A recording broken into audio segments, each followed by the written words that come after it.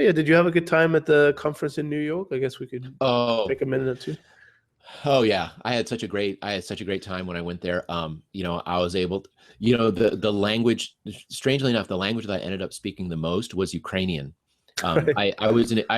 I studied in Ukraine for a year when I was in university, and I got pretty fluent. I mean, I even because I made it a point to live with Ukrainian families where they spoke Ukrainian at home. So I spoke Ukrainian all the time at home.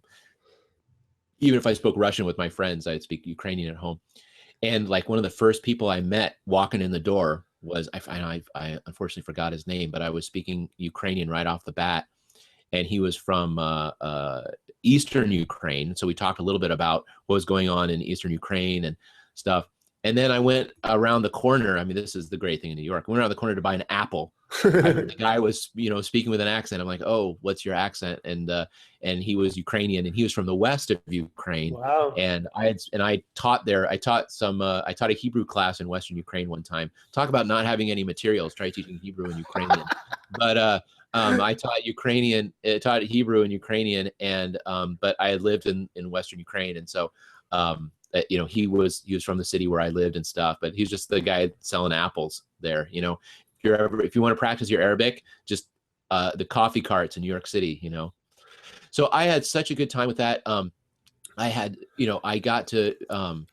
I don't want to name all the people I enjoyed hearing and speaking with because I'm going to leave people out, but I got in meeting you face to face, that was a really fun opportunity for me. So I'll do a shout out to you, Chris. That was great. Well, thank And you. Well, it's good and fun it after was your talk because yeah, I was sitting in on your talk and I found it very interesting. So I wanted to come over and say nice talk and connect and possibly look to bring you on the podcast. And then what do you uh-huh. say? The first thing, I didn't even get a word, and you're like, "Oh, Chris, I love your podcast, and thank you so much for this, and this." I'm like, you just talked. So it was really funny. Thank you for Yeah, that. you've been talking for the last year, so I was listening to you a lot more than you listen to me. So that was great. But in hearing the different talks was really helpful. I mean, the Endangered Language Project.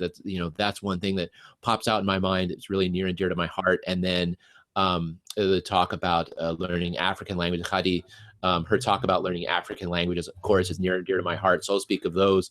I wasn't able to make it to Michael Arard's talk because it was during my talk, so Right. that was unfortunate. But I got to talk to him about his talk anyway, and now they're all going up online, so I'll be able to see it. And so yeah, and then Barry Farber. I mean, like the original like low tech solution. I did his solution, like where he's like, get a Wow. newspaper and a highlighter, and I've done that. I've gotten the newspaper and the highlighter and put it on note cards and read my grammar book, like he has in his book. So being able to see his talk was a real delight. So I was really happy for the effort that those guys, that Richard and Alex and Ellen put into organizing it. It was so good. And being in New York was really nice, and I love being back in New York. The area it was in was super cool. I'm being downtown like that is so nice, and so yeah, I had a great time. And it was also just being in that milieu is really inspiring too, because I knew that I was at the Polyglot Conference. I'm like, okay, Rich, you're gonna be speaking languages. That's why you're here. You had to give your wife a reason why you had to be out of town for the weekend and why this is super important, and you had to spend this money to do this. So you got to do it. So when I got on the subway, I had my ears open. So as I took the train from the airport to the subway, I'm like, oh, there's French. You got to speak French. And the guy didn't want to speak French because the person he was with who didn't speak French. So he didn't speak French very long with me. But I'm like, okay, I did it. I tried. I put in my time. Then I got on the subway, and I heard some people speaking something next to me. I'm like, it sounds kind of Portuguese. So I asked them something in Portuguese, and they answered. I'm like, okay, Rich, we're off to a good start.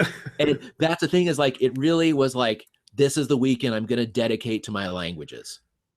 And Yeah. that's what I think is really, really cool, is just like, I'm going to dedicate myself to this. And it's just kind of like, doing a marathon after training all this, over the past year, so it was really fun that way. And the talks were really good, and meeting the people was really nice. So it was, and I got to meet some old timers too. One gentleman I met was in his 80s and from Texas, and he'd been learning Spanish his whole life, and he knew some German and stuff. And he came up from Texas, and he was walking with a cane and stuff, and he was really inspiring to see, what he had been doing and stuff. But then meeting a lot of young folks. There's a lot of young folks. I mean, from my point of view, a lot of young folks, and like you, and it was really fun to see people were excited about this. Yeah, and even much younger than me as well. Those teenagers even coming in and being further along than I am. So it's really cool to see this explosion in language learning. And they say America is a monolingual country, right? So how long is that going to last? Yeah, well, 20% of Americans speak a language other than English at home. So right. I blogged about that at one point. It's interesting if you look at the numbers. But yeah, what I want to see, why are they spoken at home? I want them spoken I want them spoken right. in my street. I want them spoken in my stores. I want them spoken in my schools. I want them in the state capitol. I want them spoken. Right. I don't want them just in the home. That's what I want to see. Yeah, exactly. That's the statistic is just a little bit sad at the same time. It's like, yeah, at home. It's nice that they have a language, but why at home? That's so true. But yeah. But it does give you a lot of, I think, if you are American listening, and I know a lot of Americans do listen to this, you don't have to live up to your stigma or your, you don't have to be your own stereotype. If you're determined to learn languages, you can do it. You just have to find the people to practice with. You just find the language in the wild, and just keep going. Don't don't let your stereotype rule you, because I can imagine that could actually be some kind of psychological barrier. It's like, oh, I'm American, I'm not supposed to know any languages. Right. But that's just crap. Right. No, it's in the U.S. The fact that we speak English as the language and other languages are not spoken. This is manufactured. I mean, we, when the first Europeans came to the Americas, there were hundreds of languages that were spoken. There were hundreds of languages spoken in California. Yeah. It was, California used to be one of the most linguistically diverse places on the planet. Hundreds of languages that were spoken. And then we have all these immigrants that are constantly coming in, speaking all their languages. There used to be monolingual German towns in Minnesota and Wisconsin. There used to be a lot up until World War I. Right. And you can read historical accounts of the very brutal persecution of German speakers in the late 19th century. Right. And there were monolingual towns. There was a professor at the University of Wisconsin in Madison who did work on this. There were monolingual German towns up until the 1930s. Monolingual towns. You went into the town, the whole town was speaking German, not just German, some funny, northern dialect of German. And there are these accounts of like when the new, they would send to the old country to get a pastor for the church or something like that. And he would be from central German, and he would be from central Germany and would have such a hard time fitting in to the culture of this town because they're all northern Germans or, that sort of thing. There's a New Ulm in Minnesota and in Minnesota. And, when people are from there, they speak English with a German accent. They don't speak German, but they speak English with a German accent because their grandparents all spoke German. Right. We have it here. How do we bring it out of the homes into the public sphere? Right. And so I want to do my part. I'm going to say, you know what? I'm going to speak 3 words of Tagalog or Somali or Amharic or Hmong. Hmong is the 3rd most widely spoken language in Minnesota. Oh, Pennsylvania Dutch or yeah, there's all kinds of stuff. It's all around us. Why not put forth the effort as language learners to help bring that into the public sphere? Make the world that we want to see, but we make the world not by imposing it through power, but through lifting up those who are weaker in our community. I don't know if you've heard of this, there's a Danish city in Iowa, I think, and it's called Cajon. Sure. and I know it's Alcorn. tiny. It's tiny, I've heard of and it. unfortunately, it's kind of not very Danish anymore. But they Mm-hmm. pride themselves on being so. 100 years ago, they would definitely be speaking Danish, all Mm-hmm. of them. But now they send a TV crew out there a few years ago, and there's like two old ladies who speak some kind of Danish, and it's like I understand it and I could probably communicate with them, but they insert a lot of English words like in Right. Pennsylvania Dutch, and so it's kind of their own dialect in a way. Mm-hmm. And then you just all the, let's say, the younger than 80, Mm-hmm. they just don't speak any. They might Mm-hmm. understand like two foods and hi or something.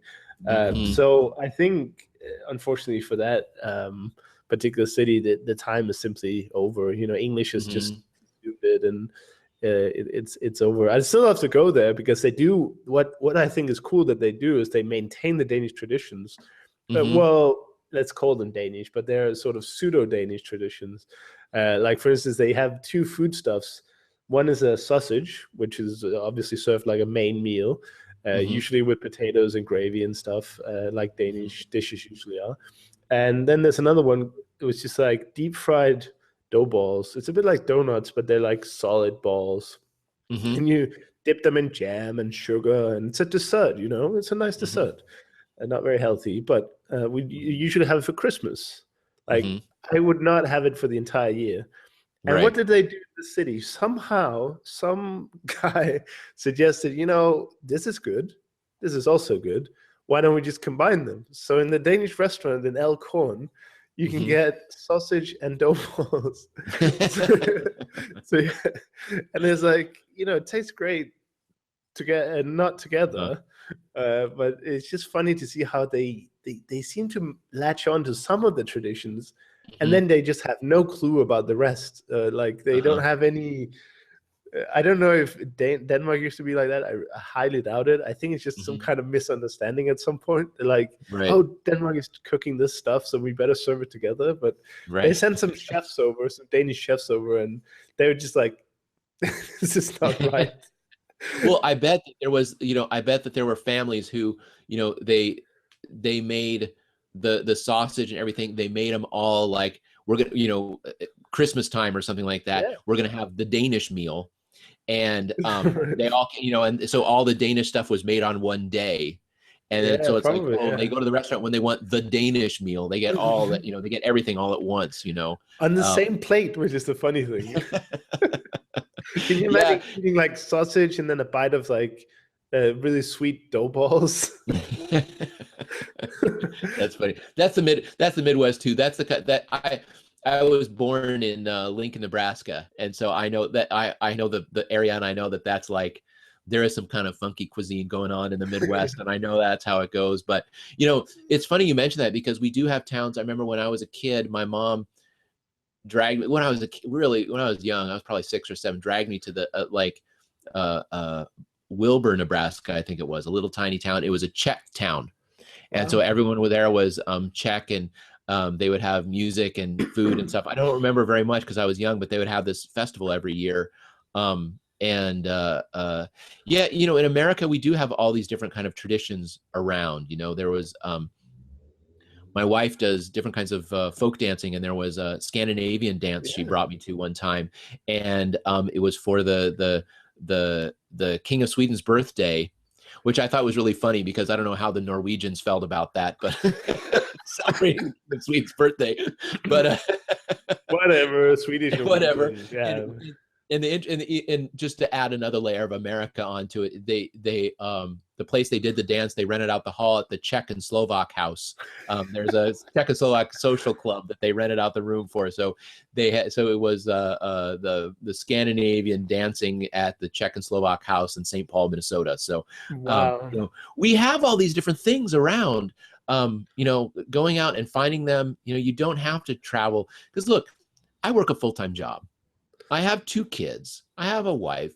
They're not necessarily interested in moving around all the time. I know a lot of the folks on your program, they're young folks like, hey, go to this country. Hey, you can get a mobile lifestyle. When Benny gave Yeah. this talk, I was kind of laughing a little bit because he's like, yeah, all you have to do is this and this. I'm like, yeah, all you have to do. And as long as you don't have like I don't even have children who prefer not to move every year and a half, you know? Yeah. And so, but one thing that I found is that like you can have a really cool language learning lifestyle just by poking around what's going on around you. You know, growing up in Lincoln, Nebraska, people don't know Lincoln, Nebraska. It's not exactly a destination people go to. But guess what? During the 90s, there was this huge wave of Bosnian refugees that were coming there. You know, we've got refugees. Vietnamese is a really widely spoken language. I remember that as a kid. A lot of people from Vietnam. I remember Kurds there more recently. So, you know, there's different opportunities in the in towns that you wouldn't necessarily know about. You know, you know, we have all these Guatemalans who come here. Well, Guatemalans, a lot of them, Spanish is not their first language. Right.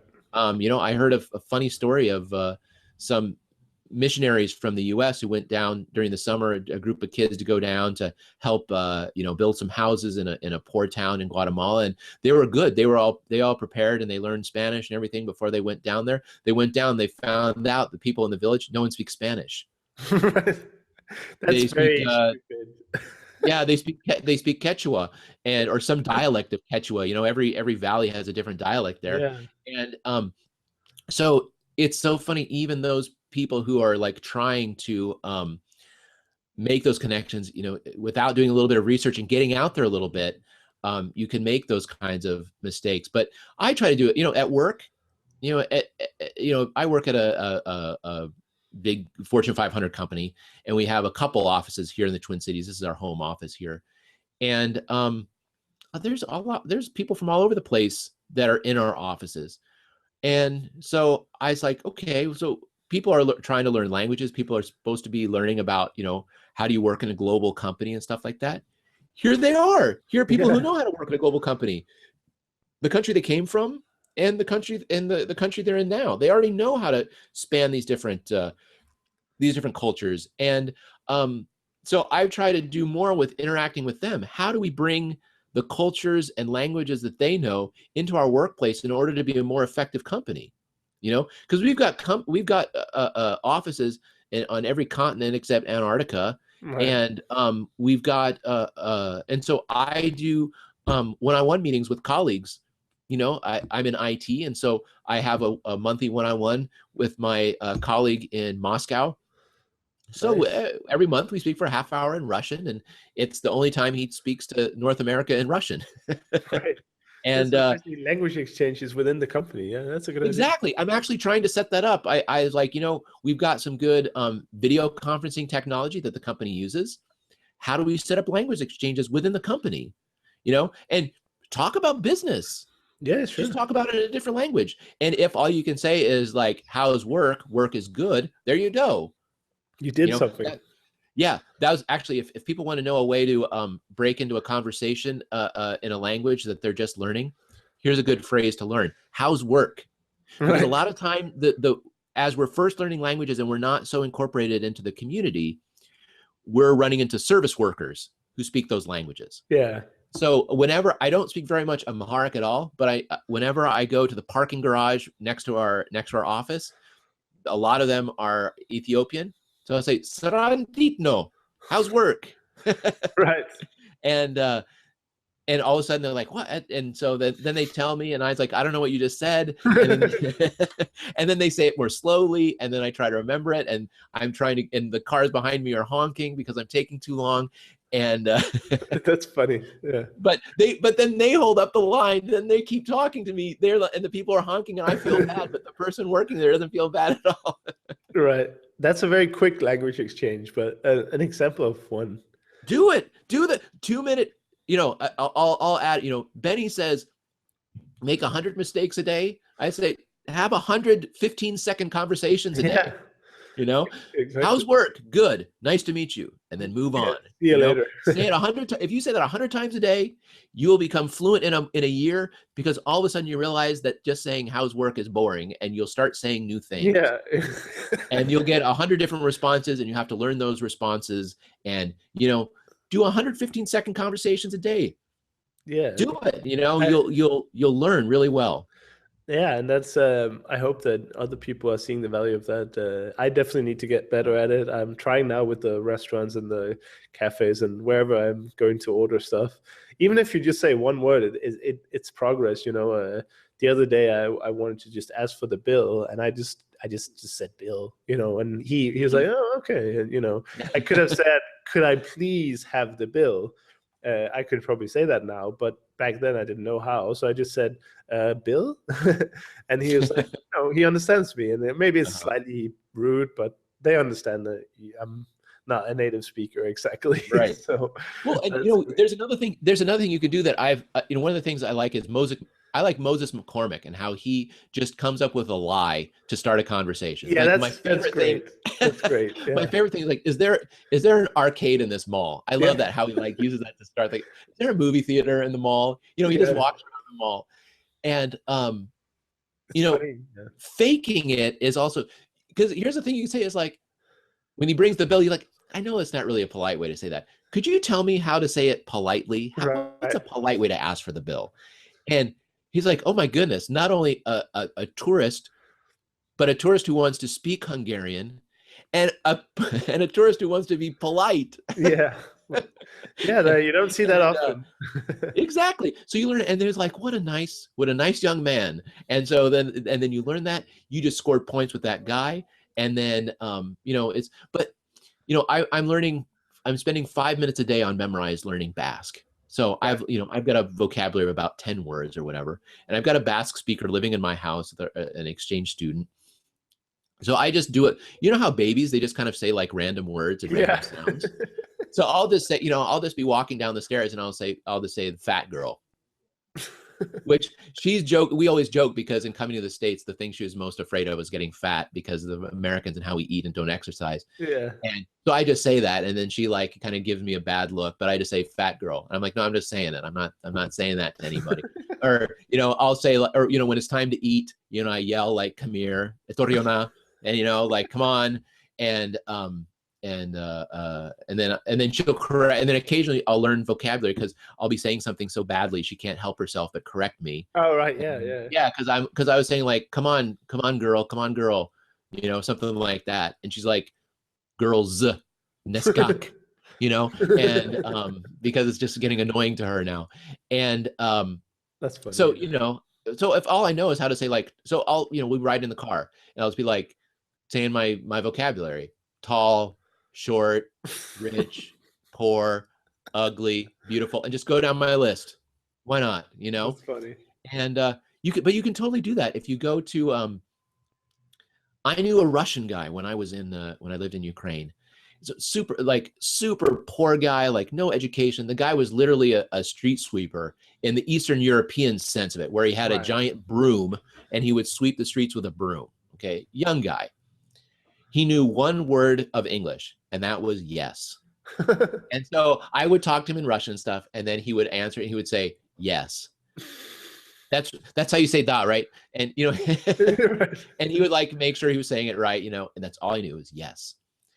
And back then I thought it's kind of getting annoying to me. But now that I look back and I'm like, Rich, no, that's not annoying. That's him trying. Yeah. Give him a break, Exactly. man. And so I know that like if anyone is annoyed with me because I'm using my 2 words of the language, it's their problem, not mine. They're just they're just grumpy. Right. The point is just go and use those 2 words. And if they if they get grumpy about it, then I smile and then I say, thank you very much in the language. And then I move on, Yeah. and, you just get out there, you just do it and have a good time, and not just have a good time because a lot of us want to have a good time. Help someone else have a good time. Yeah. Think Exactly. about how things are going to be easier for them. Think about how, a waiter has to speak a different language all day. It's exhausting. You can take Yeah. orders in your native language all day long. You're going to have an easier day. And mistakes are perfect. Like I was in McDonald's a few weeks back, and instead of ordering a large fries, which I was trying to do, which is nudge something, I already forgot. Uh-huh. I said najon, which is very. So I Mm-hmm. said, I'd like very fries, please. And he was like, I know what this guy is trying to say. I'm bringing him a large fries, He wasn't like, what? so Right. so but the mistake is obviously easy to make. But the point is just like, Right. if I had said As long as you're 100 a day. yeah, exactly. Just keep making mistakes, and I guess I was just starting out. I was just a perfectionist, and I if anything, I hope to tell people out there that being a perfectionist is the worst thing you can be when learning a language, because listen, you're already terrible at the language, so you're already making a fool out of yourself in a way, in a good way. So why are you worried about speaking the right grammar or speaking the right endings or something when your pronunciation is obviously going to give it away right away that you're not a native speaker? You just halt your progress so much if you wait for that perfect sentence. And it's probably not even perfect, because the thing is, you won't say it until you think it's perfect. But your knowledge of the language is so limited that you don't know if it is perfect anyway. So you might as well just say whatever comes to mind. And Connor Grooms was on the podcast a few episodes back, and he did a month of Spanish to see how much could you learn in a month. And he got advice from Benny Lewis, and one of the tips was, don't worry about grammar. Don't conjugate verbs, because there's no time. If you want to learn how to speak fast in a month and have a really nice conversation, conjugating verbs doesn't make any sense in Spanish. You use whatever. You just say, I go, I eat, just use one form and get out there. Yeah. It's funny you say that, because I've said that, I've given that specific advice. I didn't hear it from Benny, but I gave that specific advice to people who are like, oh, my Spanish is not that good. And I said, I'm going to tell you the one thing that your Spanish teacher not only didn't, but couldn't tell you, which is you can speak Spanish using only infinitives. Yeah. You can just use infinitives all the time, because look, I hear people speak English with completely incorrect grammar. And guess what? I totally understand them. Exactly. That's the point. Every sentence they speak has a grammatical error, and it's working just fine. We understand. And so just start stringing words together and they'll start understanding. And, and the other thing about perfectionism, here's something that really struck me. I mean, one of the things that really shifted my way of understanding languages is having children and watching them learn languages. And I was teaching them Russian, and they were going to a Russian class once a week. When they were really little, my oldest, she started when she was 3. They're a year and a half apart, and so they were going to, this Russian school from age about 4 till about 7. They would go once a week, and I would. I was trying one time to get them to say the right cases, because the cases came out all jumbled. Their verb conjugations were wrong and stuff. And, they would say ja znaешь, and, that's just totally wrong. And they, девушка was always девушка. The ending didn't change or no, I think actually девушка was always девушку. It was always девушку. Right. And the ending never changed and stuff. And adjectives didn't agree. And I'm like, oh my goodness, we are really doing something wrong, because this Russian's coming out like complete garbage. So I was talking to their teacher about when their verbs come out all funny, and he's like, yeah, aren't kids funny? What I found out that's native Russian kids do that. And then then here's the thing. I'm like, oh, and when I was in Ukraine, you're learning Russian, so the beautiful genitive plural, and and how many weeks you spend doing genitive plural. I was there. I was with my friend who was with her niece, who was 11 or 12, and she said 5 étages, 5 stories, and her aunt corrected her étage. Okay, right. 12 years old, she messed up. And I'm like, oh, the reason why you and me, Chris, spend so much time during the genitive plural is because it's objectively difficult. Right. Native speakers spend 12 years and they still make mistakes. Right? They don't get all the rules. And so when the teacher said aren't kids funny, it's because 3-year-olds don't understand the cases either. Yeah, it's a process. 4 years old. So if we're like, oh crap, my cases are wrong, my conjugations are wrong. Well, yeah, because it takes a native speaker 8 years to learn them. They're objectively hard.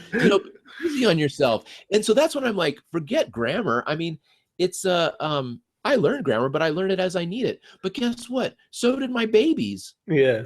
That's so funny, yeah. My baby, My babies couldn't get the difference between me and you when they were 2 years old. Yeah, exactly. They would say you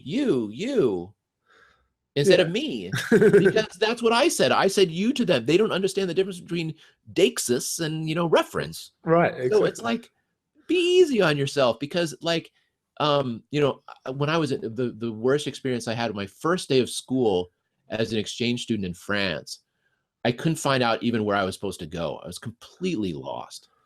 And so I was flustered, and I asked a teacher how to get where I needed to go. And I used tu instead of vous. And like, and it was just like, I was flustered. So it wasn't coming out clearly. And she was trying to get to her class, and it was just bad. And so she's like, yeah, it's over there. And like, it was, just kind of vaguely gestured in a direction. And I'm like, okay, Rich, that didn't work. So let's do this. I'm going to be here for 5 months. My goal by the end of 5 months is to sound like an intelligent 5-year-old. Right. If I can sound like an intelligent 5-year-old in 5 months, that's actually very efficient. Yeah. Because I'm barely at age 2 when I first arrived in France. My French is not good. And now I can speak French fluently, and I got to fluent by the end. And I lived with 3 girls who were always insulting each other, so I know how to insult people and hold my own if I'm being insulted by a teenage girl. Great. That's something I don't think it would work very well if I was in a bar in France or something like that. I don't know if I would sound very good if I was defending myself there, but right. I can hold my own for to some extent. And but just saying, like, I just want to be an intelligent 5-year-old after 5 months right. living in the country. I just want to, and this is the thing, if it's about us, this is, I think, where perfectionism comes in. If it's about us, then we get really nervous. When it's about somebody else, we don't get nearly as nervous. Right. This is what I tell myself when I do public speaking. I do quite a bit of public speaking about languages and things like that. And I say, you know what? Once I start feeling nervous, it's because I want to sound smart. I don't want to sound stupid. I don't want to drop the ball. Yeah, exactly. I don't want to be uninvited back, But when I say, like, hey, I even did this when I was a professor before. Hey, I know a bunch of stuff. And I know these people are coming because they're interested in learning about what I have to say. I want to make sure I give them as much information as I possibly can. I want them to leave knowing something they didn't know before. And so when it comes to languages, it's like, I want to give this guy a story he's going to go home and tell his wife about. Guess what I saw today? White guy speaking Somali, and he was really bad. But can you believe that? Yeah, that's true. Yeah. Give him a story. Give the waiter in the cafe, give him a story. It's like, there's this guy, and he kept asking me about, like, how to say this, this, and this. And sometimes, here's one thing that's interesting. When you start asking questions about Hungarian, the average Hungarian doesn't spend a lot of time thinking about Hungarian grammar. No, that's true. And so you start asking questions. They're like, I never realized that about my own language. Then you just offer them a gift. Yeah. They just had a wonderful experience because you were learning their language. That's cool. Yeah, I love it. Helpful. And we can do that so much. And asking about the different Chinese dialect, I've asked, and they're like, oh yeah, and they talk about these things that they don't talk about or haven't thought about, or you can really bring some delight to people. I had one of my people I work with, I was just telling him about Somali poetry. Somalia has a wonderful history of poetry. Dr. Richard Benton, when he was traveling through the Middle East and East Africa, he visited some Somali shepherds, and they had a big feast, and they had a big festival for him, and they sat him down and they recited poetry to him for 8 hours. Wow. They just performed poetry. And the average shepherd, actually, I was talking to somebody in the Twin Cities about poetry and about proverbs and stuff, and they were like, yeah, but I come from the city. If you really want to know poetry, you got to come from the country, and the shepherds, they're the ones who really know poetry. That's interesting. It's like fascinating. So then my friend was at a cashier at the grocery store, and mentioned and saw this person was Somali and told her like how much he'd heard about the Somali, poetry, just that he knew about it. And this person was so happy that he knew about Somali poetry. Yeah, it doesn't take much, right? It doesn't take much. And that's the thing. Like when I went to, if Chris, I can challenge you, before you go to Greece, with Memrise, you can put your goals at different things. You do a 1,500 point goal. It ends up being about 5 minutes a day. Yeah. Right. So 3 months before you go to Greece, go to Thessaloniki, start doing Memrise with Greek, 5 minutes a day. You will not be fluent. No one say fluency in 5 minutes a day. Neither of us buy that stuff. Right. But you go there and you got a handful of words. You go there, and if you do the same like silly thing like I do, where you're just like fat, skinny, tall, short, like what are you doing? And like I'm just practicing. Tell me how to. Then you say, tell me how to say this. You write it down in your notes, and then the next person say like, and you just go up and you say, "Here's this. Did I say it right?" It's also about just learning the script is one thing, right? Because there's so many Greek words in English or other languages that just by learning the script, you'll start to notice a lot of the words. Right. And so that's the first thing I do. I would probably spend some time on it. Yeah, you're right. A few months before, and just do it because I've never studied any of it, so I have no idea. That's in between learning Kurdish, of course. Right. We'll see if that makes the list. I feel so spoiled for choice right now. When I started learning languages back in Denmark, it was like, what should I learn? I was so confused. And now it's like I have so many great reasons to learn so many languages. There's the Hungarian, obviously, because I live here. The Russian, because I already learned it sort of. And we're going to Greece. I have many friends in many languages now, so I want to talk to that person. I want to talk to that person, and the list is just ever growing. I have a client from the Middle East, from Abu Dhabi, so I'm like, I should learn some Arabic, and the list just grows, and every time you hear something, you fall in love with it, and you're like, oh my god, that sounds beautiful. Yeah, no, we're not going to learn. Yeah, there's what we got another 6,990 to go, however many we got after our first 10, Chris, I just thought of an idea for when we go to Thessaloniki, if I'm able to go, God willing. But what if we found some Kurd who could give who could do a meal with us? We get a group of people, and over a lunch or something like that, just give us a 45-minute lesson in Kurdish. Yeah. What if we got a 45-minute lesson in Arabic? What if we just lined up a couple of those things? Because here's why I say that. When I had a work trip to Lisbon one time, and they wanted me to be working US hours, so my mornings were free. Right. So I hunted and hunted and hunted to find private Portuguese teachers, and I would scheduled a 90-minute lesson each day that I was in Lisbon. So in the morning, I would have my Portuguese lesson, and then I'd kind of see the sights or whatever, and then I'd have to show up at work around noon or something like that, and then I'd go into work, and the other workers, I would start off the day by speaking Portuguese to all my coworkers. And they're all fluent in English, at least. I mean, most of them knew three or four languages. They were on a service desk. We outsourced service desk, and we had a desk in Lisbon. And but they didn't get to speak to very many people from the U.S. in Portuguese, so I thought that was cool. And I came home and I was able to speak a little Portuguese on the subway in New York. But Chris, we should totally organize that. I don't think that'd be very hard to do.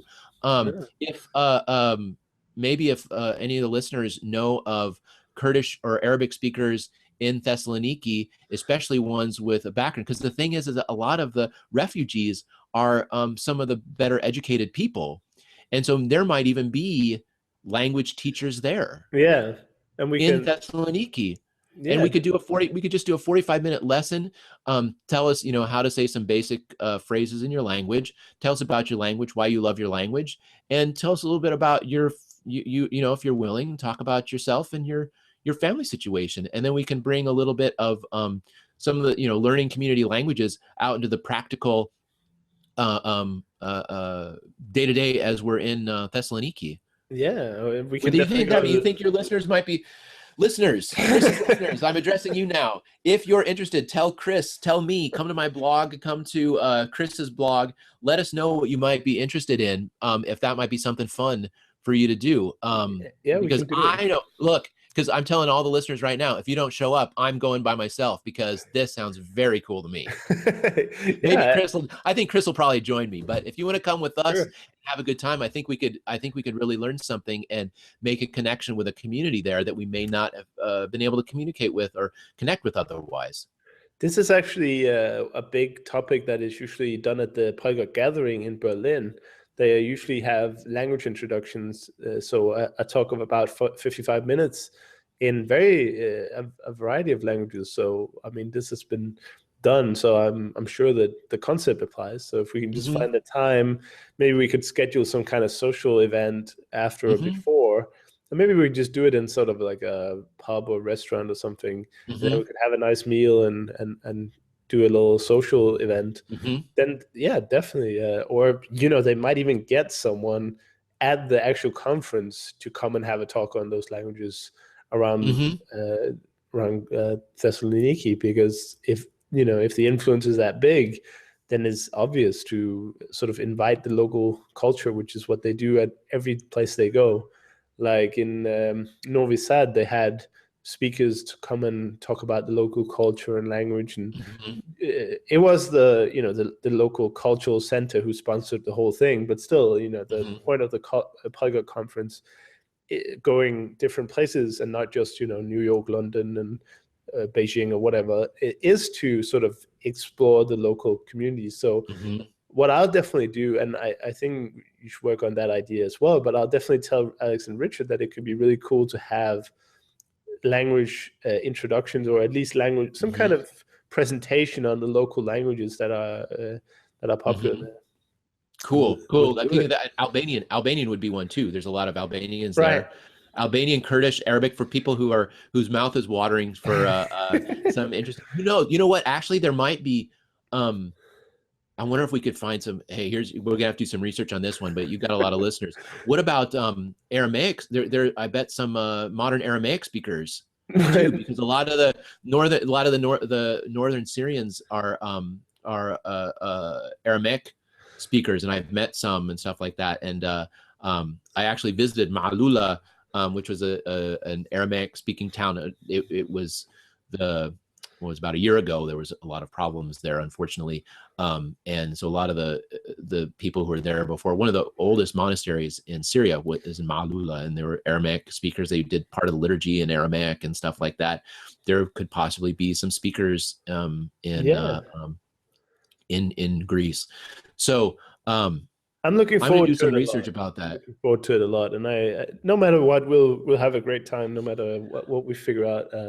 I'll be flying there because I'm lucky that my local airline has a direct flight, and oh, really? Costs like nothing. Yeah, I don't know why, but the local Hungarian Wizz Air here, they have a flight there, and when I looked at the prices when the last conference was over, it's like $50 return. So there you go. Yeah, I think I pay probably I pay more than that in taxes for my plane ticket. So that's the problem with going across the Atlantic. It's expensive, but it does get slightly more epic. If I just fly like 45 minutes or an hour, it's like, oh, okay, I'm still in Europe. Yeah. But flying 9 hours across the Atlantic, then suddenly you're in a different world, which is yeah. cool.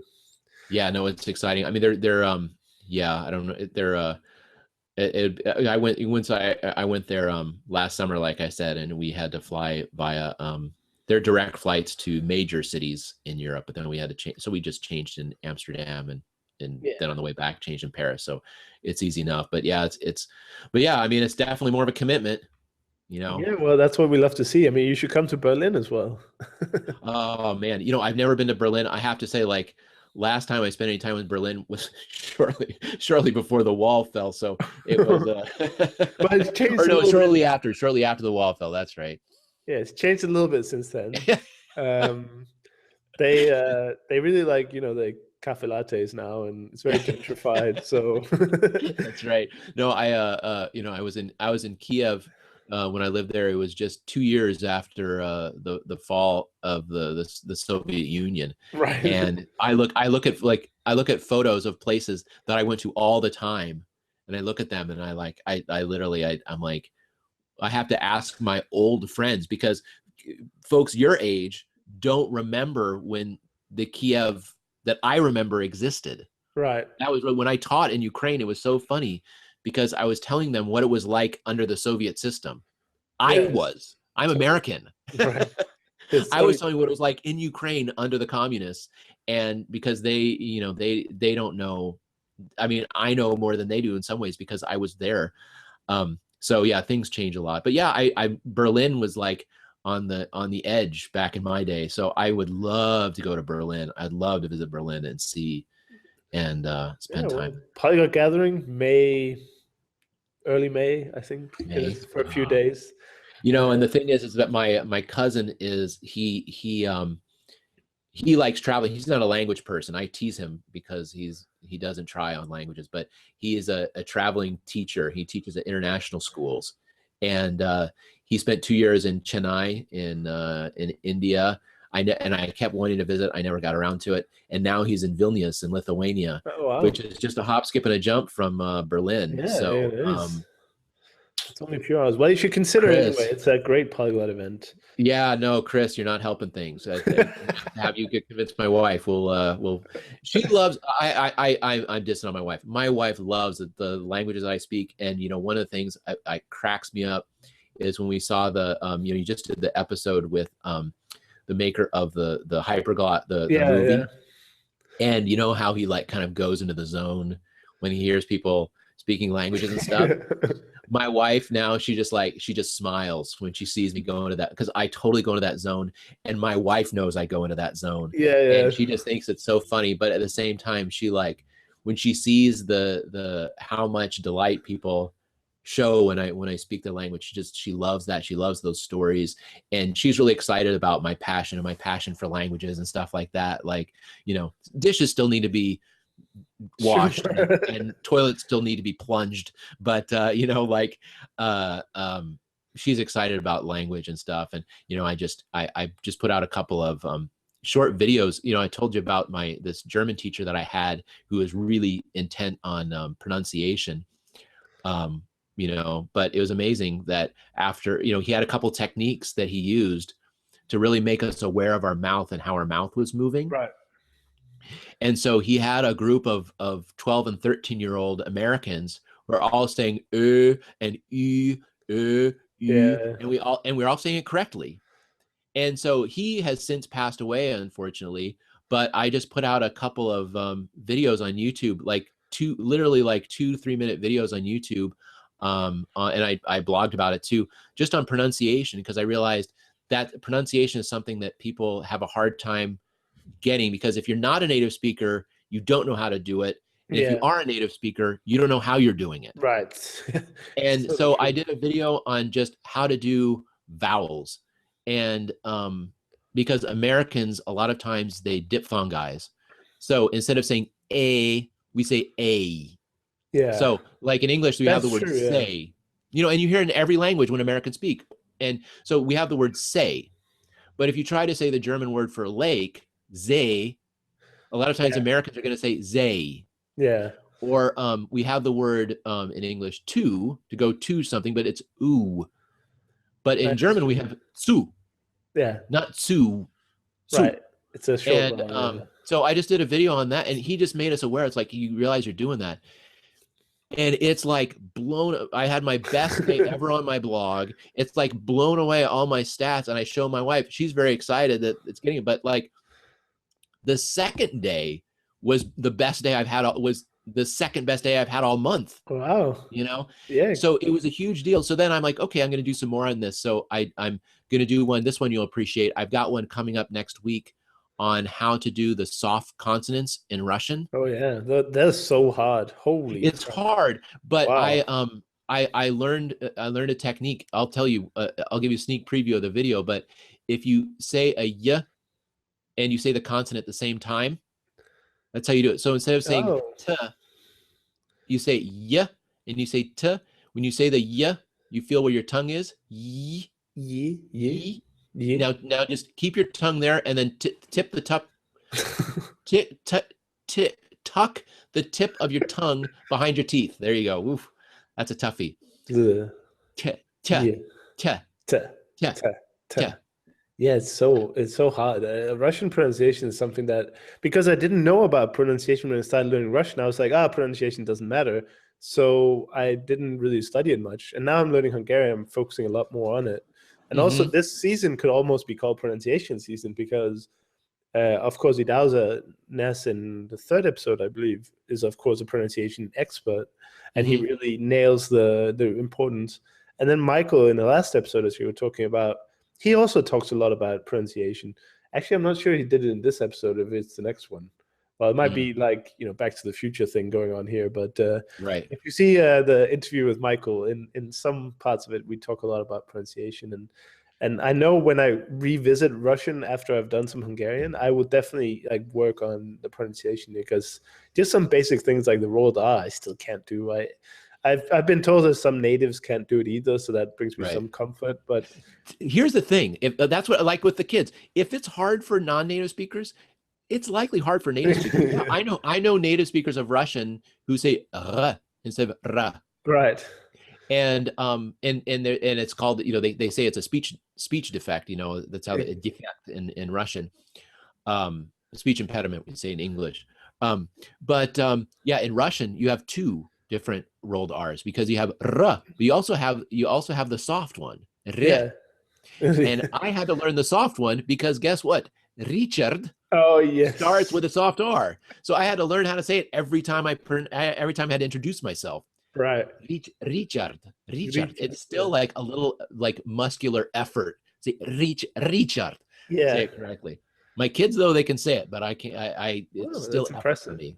Yeah, I wish I had focused more on pronunciation. And if there's any tip I can give to people when they start a new language and they're not very familiar with the independent learning, spend a whole week or two, just work on the pronunciation. Usually the books you buy or the courses you take usually will have a pronunciation section first anyway. But for some reason, I just skipped that. I don't know why. It was terrible. Well, didn't Kirsten Cable in her new didn't she just have a pronunciation thing for German? Yeah, that's exactly, what reminded me. It was listening to that episode that reminded me of what my professor had taught about pronunciation, that I thought, I want to put this out on YouTube, because it was super helpful for me. But one of the things it did was just force me to spend time feeling my tongue. Yeah.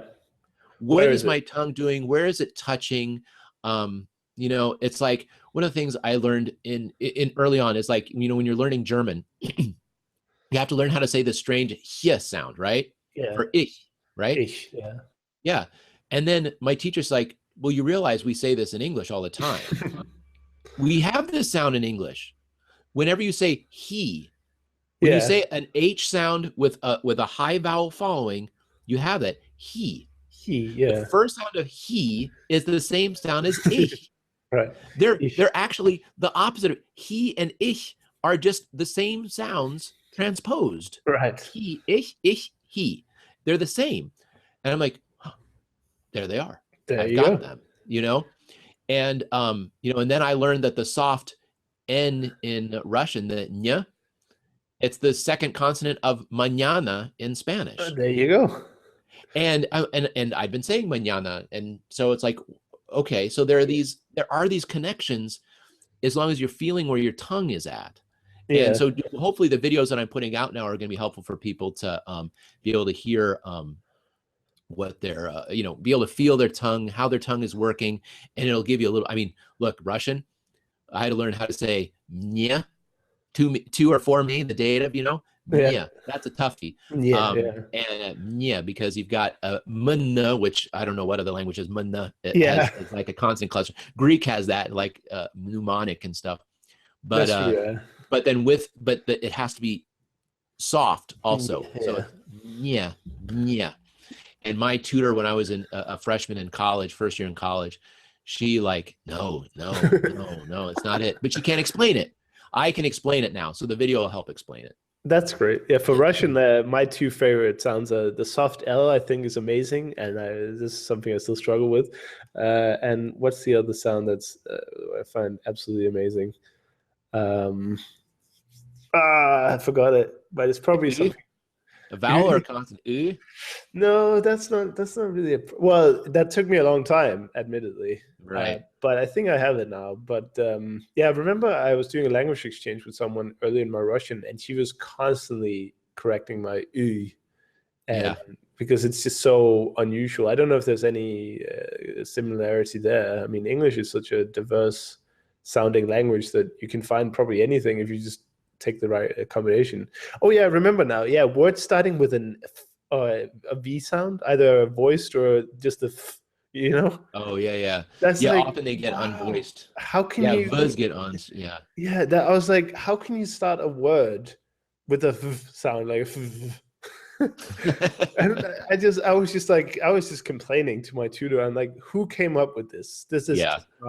This is The not, consonant clusters in Slavic languages are a delight. You know, my favorite one is like if you can in Russian, if you can say встречать, yeah, then you're in good shape because встречать, you've got a bus the yeah, and it's a soft r. yeah, And because of that soft, the entire cluster is kind of softened. So exactly. it's Встречать, yeah. встречать, встречать. Yes, It becomes so palatalized that sometimes instead of an F, native Russians will say E, встречать, yeah, it's like to because meet, it's so right? high up in your mouth, встречать. But yeah, I remember, well, you know, in Russian, the first thing you learn is здравствуйте, Yeah, right? And you're здравствуйте, like, yeah. and that is like, that's a shibboleth right there. You know, on the very first word, they can tell if you know what you're doing or not. If you It's can't, like 20 letters and and it's two syllables. yeah, and I love to like memorize. I was really thankful for the fact that it was one of the first words in my memorize course, and I had to learn how to spell it. And Hmm. it's not very intuitive. Maybe No. no, it's not very intuitive. I was gonna say once you get to know the sounds, but actually that's complete crap because there are so many letter combinations that can take the same sound.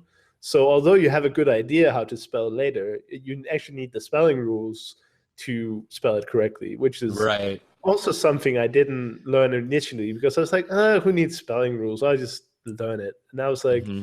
that's so stupid because if you just take like 15 minutes learning the spelling rules or at least having them in front of you, then every Hmm. time you have a word, you can always consult them and say, oh, I know this letter does never appears after this letter, so it has to be this letter, even though they Hmm. sound kind of similar. Hmm. I mean, you can call it a quirk of the language, but Hmm. I looking back, there are so many things I would change about learning Russian. But Yeah. I hope that people listening to this who want to get into Russian are better armed to Hmm. success than I was Yeah. anyway. No, studying those basics are always good. But hopefully the videos that I've got coming out are going to be helpful to people. One just came out. I just had one come out this morning on how to say dentals. You know, because the dental sounds in some languages, in German and in Germanic languages, the way we say t and d is a little bit different than we say in Spanish, Italian, or Russian, which is t and d. Your tongue is farther in Right, your mouth. That right. slight change will really help your accent a lot because I can hear native Spanish speakers who don't say the t and d Oh, correct. really? If they're not native English speakers and they're speaking in English and their native language is Spanish, I can hear immediately if they're saying t and d Right.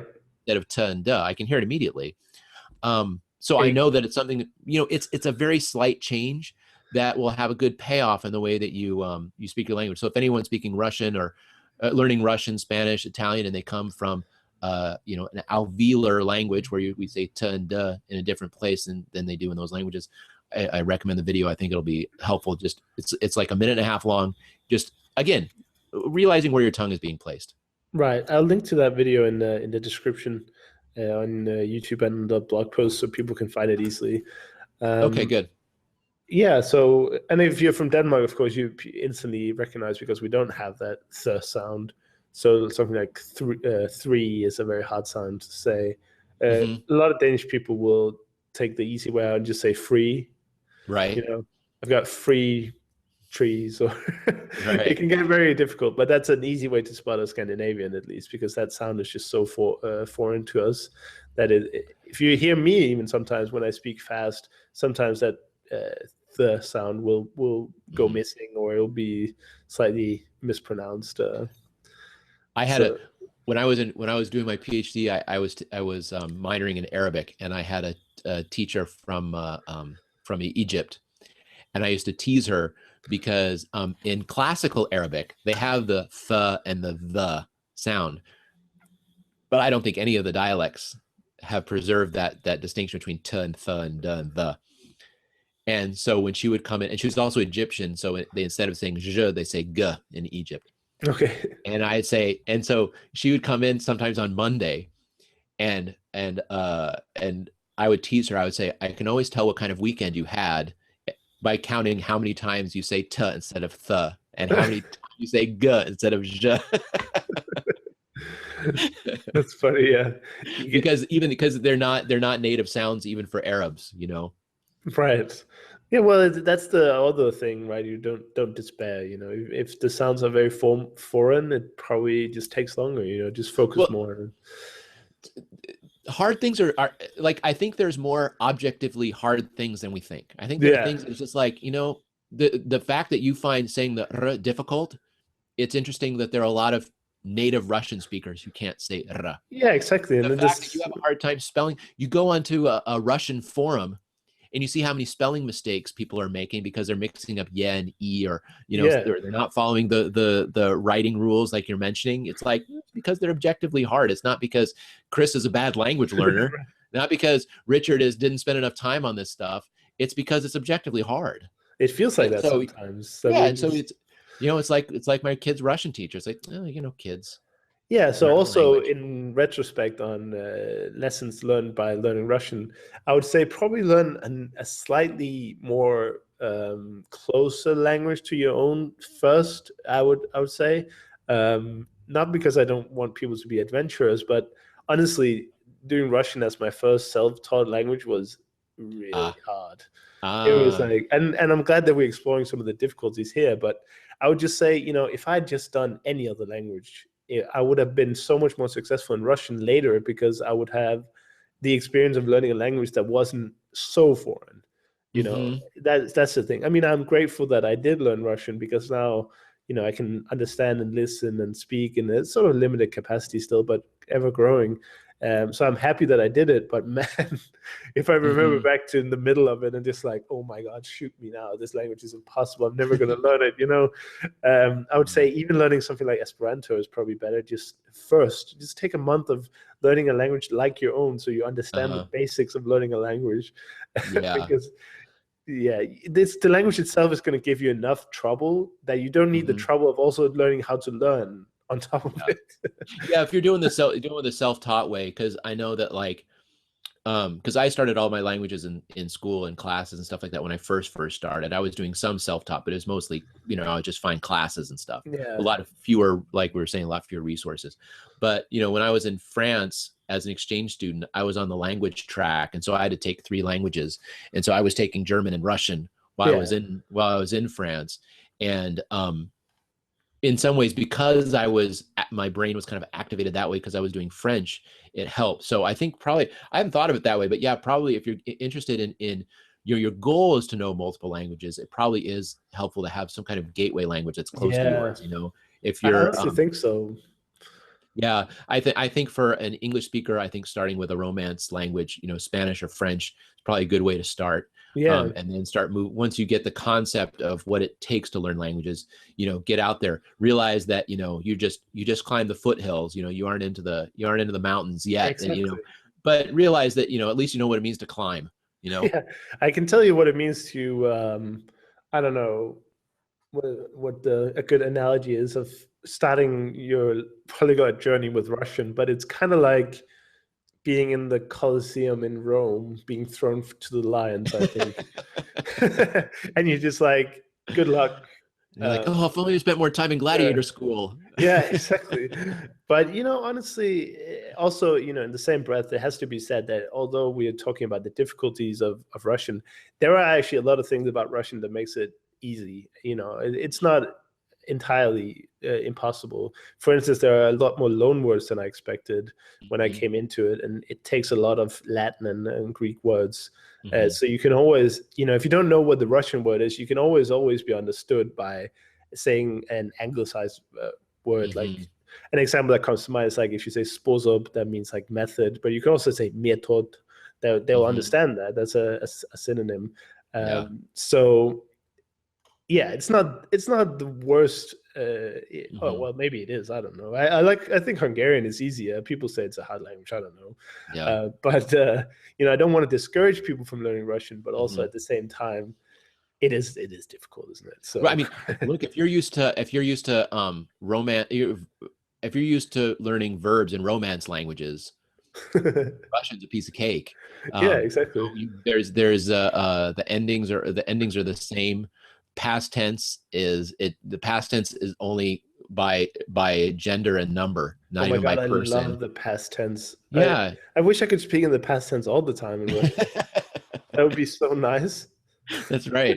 And the only thing is knowing the perfective and imperfective. But if you know Romance languages, you're already familiar with that.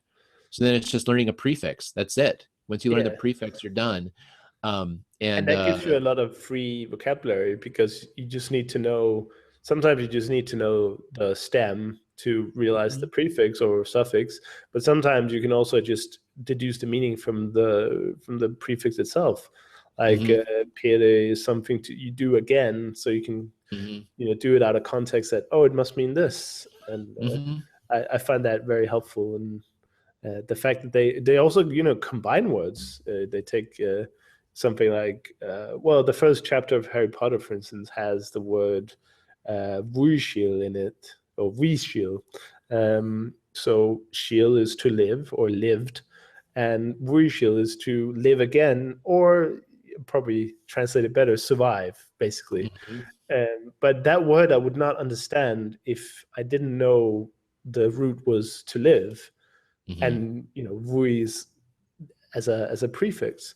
But because I did, I understood it right away. I didn't need to look up that word specifically. So it's a very nice detective language. You get very. Russian, the prefixes are fairly consistent in their meaning. They're not as idiosyncratic as in other languages. So it's kind of nice. You can break down the meanings of words a little bit more in Russian with the prefixes. And you're only dealing with prefixes. If you have infixes in the middle of words, it's only for the aspect, doesn't change the meaning of the word. Right. And then you don't have the only suffixes you have are conjugations. So the only way you're going to change the meaning of the word is with a prefix. And there's, once you know 7 prefixes, you got a lot. Yeah, you can get creative, and they look like prepositions anyway. So exactly, and so pisать is to write, but описать is to, or meaning around, is to describe. And so write around. That's how you give your description. Exactly. And so it's cool how it and it makes you think about language in general, because like dumat is to think, and then pere dumat is think again or reconsider, which is exactly. So it's pretty cool. You can just say think again, or you can insert any prefix, and change the meaning, which is really cool. And if you don't know the word, you can still try and use it, and they'll probably understand you even though the word isn't being used, or that particular combination doesn't work. They'll probably still understand you, which I find very fascinating. Well, yeah, because it makes me think. I think there's a word dadumach, which means like consider all the way through. Right. But do means up. It means until. Right. Yeah. So that's what you say this. You can say this to your kid. Nie dadumo это. You didn't think this through. You know. Didn't think it through. Yeah. Exactly. But anyway, it's been such a pleasure to talk to you, Richard. Oh yeah, this has been great. The time has flown. Yeah, exactly. I was just looking at the time, and online concentration levels aren't what they used to be. So I think. Unfortunately, we'll have to cut it short here, but thank you so much for taking the time to share your passion about languages. It's been great. Well, Chris, and if I can just say one short word, thank you very much for the opportunity to be here. It was really an honor for me to be here, an honor for me to meet you. I think what you're doing with your podcast is not just good in its content, but in the actual doing, the way that you're using the podcast to make connections between yourself and other language learners and allowing language learners to connect with each other. But I think even for yourself, I think it's an inspiration, somebody who wants to get out of his own comfort zone. I think the what I've heard and seen the growth that you've gone through in your in doing the podcast has been great. So I think that just the fact that you're doing it is something that's fantastic, let alone the content, let alone the people you're getting, let alone the guests. So it's an honor to be a part of it. Well, thank you so much. So that's one endorsement there. I try to make it a big one, but it's I really do feel like what you're doing is important for yourself personally, as a testament to what other people can do for themselves personally, and also it's great for language learning. Hopefully so. But I hope to see you again, if not sooner than at least in Greece, and you know, have a great day. I guess the whole family is waking up now, ready to take over. I heard some rustling out there, so yeah. All right. Well, take care, and talk to you soon. Okay. Thank you very much, Chris. Thanks. I had was like a record of like Berlitz of Swedish phrases. Like that was it. Wow. So yeah, you don't decide like, is this the best method of learning Swedish? Like, well, I just the only, you know, I recorded it onto a cassette so I could listen to it in my Walkman. Like that's the only different medium I had, you know. So I think probably it is a little bit difficult. I mean, my attitude has been like, just take something and just use the heck out of it.